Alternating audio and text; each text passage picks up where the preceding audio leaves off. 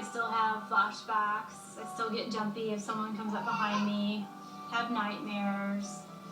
I wish that I could confront the men that did this to my body. I think that it would be instrumental to my healing.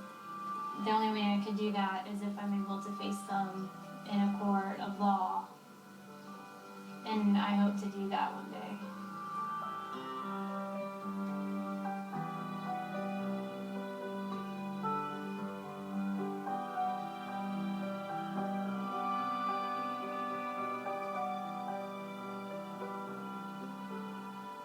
I mean, I've heard so many ridiculous stories about she was asking for $30 million or, something equally ridiculous.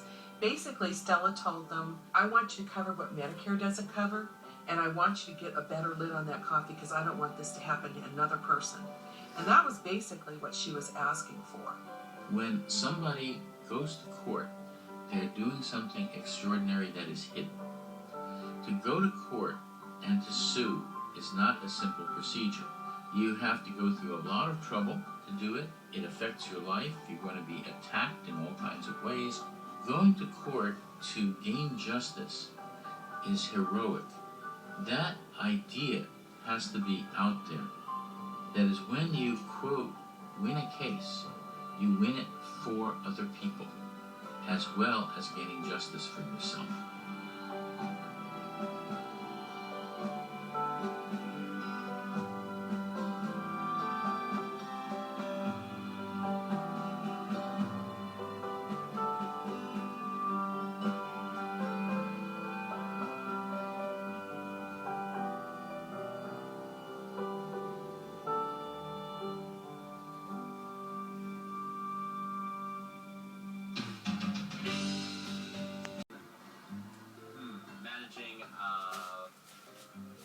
Something. Trade? Do they engage in managing trade throughout the United States? I'd go with that.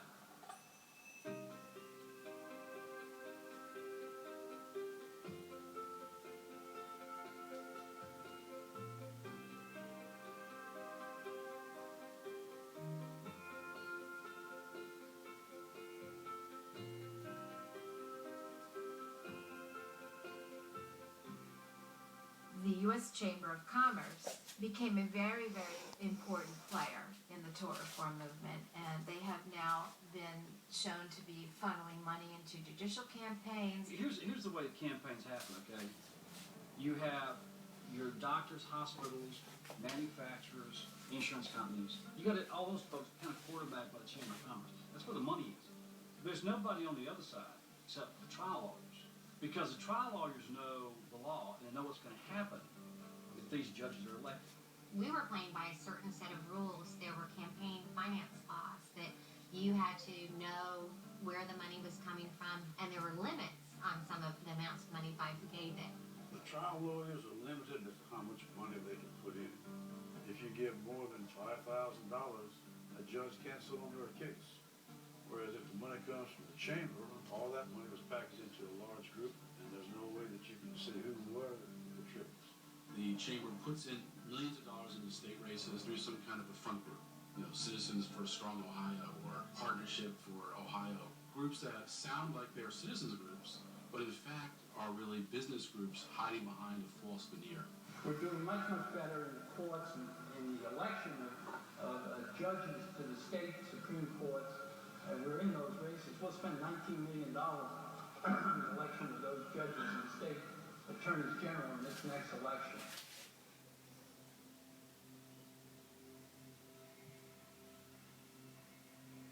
They spent so much money against us. They would run almost every 15 to 20 minutes on TV on our local station.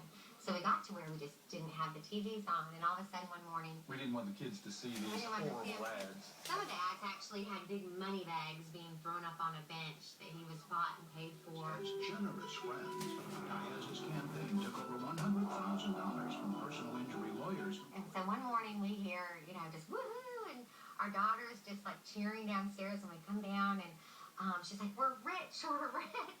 And she'd seen the ad with the big bags of money, on the bench and her daddy's name. The game plan was to pick out a justice, try to make that justice look soft on crime, take snippets from decisions that the justice had made, manipulate those decisions to make them seem absolutely outrageous and ridiculous, and spend a lot of money to get that message out to the voters. The amount of money that's spent on television in a political campaign has an enormous effect on the outcome.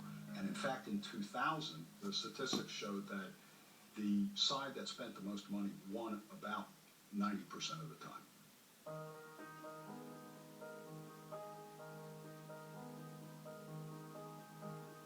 We had 2 weeks until we had to run again for a runoff, and we find out that the U.S. Chamber had literally almost purchased all of the available airtime that there was available from Jackson to Biloxi, Mississippi. And what we had to do at the time was actually take out loans to finance the campaign. And if you're familiar with banking at all, they generally don't like to loan money to folks who may lose an election. So you have to have somebody with money that co-signs on your behalf. And my very good friend Paul Miner was willing to step up and sign a loan at the bank to allow us to compete with the U.S. Chamber's ads that were running at the time. Keith Sterrett's special interest group from Washington, D.C. recently started attacking me and distorting my record. I refuse to be negative, but I must defend my record. I still don't know how we did it to this very day, but we actually won that election. I really honestly thought when we won and celebrated that election, we had thought that was a good day, and it turned out to be probably one of the worst days of our life. The election was. Federal prosecutors decided to investigate me and used the loans that Paul Miner had co-signed at the bank and called that a bribe and said that he bribed me as a judge. But what's really interesting about that is I never voted for a single case in which Paul Miner or his law firm or anybody he was associated with had brought before the Supreme Court because of our friendship. And then that summer, Oliver was indicted. And it just kind of started spiraling downhill from there. I almost kind of didn't believe Oliver. I said, there has to be something here. You're not telling me the truth. They wouldn't bring these charges against us and do this. All of these counts are facing 100 and some years in the federal penitentiary. We have millions of dollars in fines. We have 2 small children. Oliver Diaz says the charges against him are groundless because he withdrew from all cases involving Paul Miner. Diaz is on leave from the Supreme Court until the case is resolved.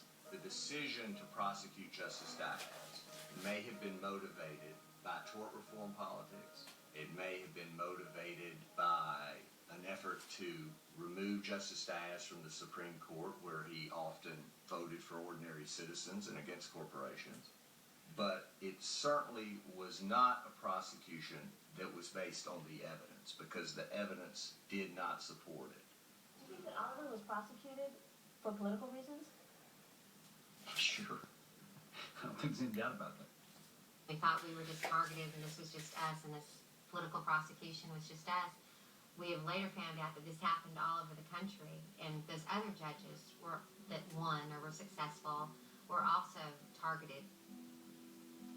After a 3-month trial, I was completely acquitted of all charges. Jury returned not guilty verdicts on everything.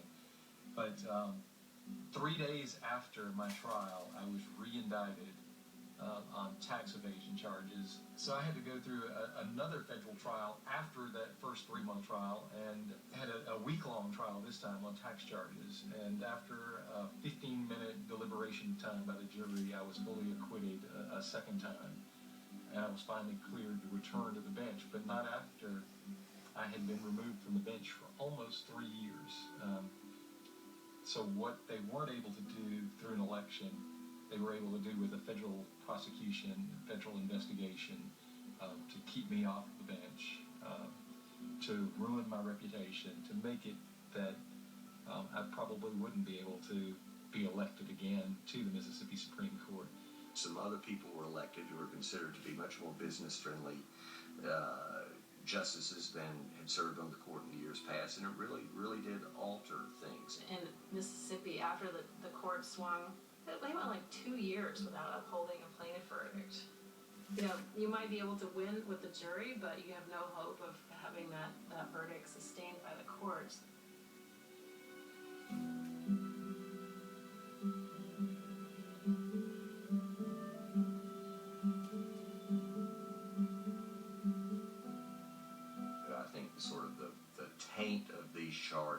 sort of the residue of all of that, and the fact that some people in the public simply assumed he was guilty because he was charged of it, caused him to be defeated for re-election.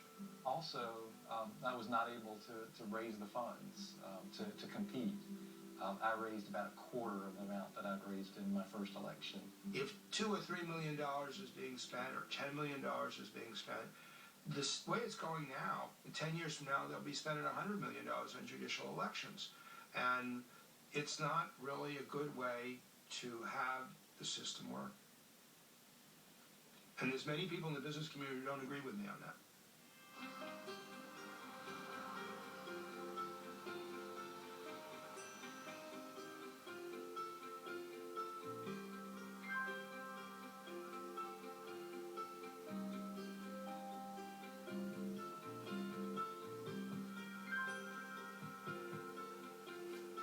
Can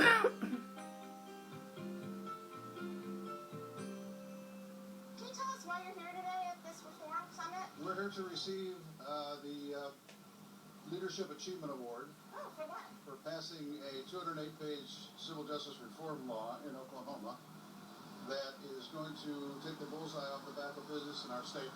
What does that mean exactly? It means that we're protecting our businesses from frivolous lawsuits. And do you think there are a lot of frivolous lawsuits? There are, and we think that there's a definite cost to the medical profession and the cost of doing business, where we have to protect that companies that are now doing business in our country from that kind of invasiveness. And so who brings these frivolous lawsuits? All kinds of people that are jackpot justice oriented.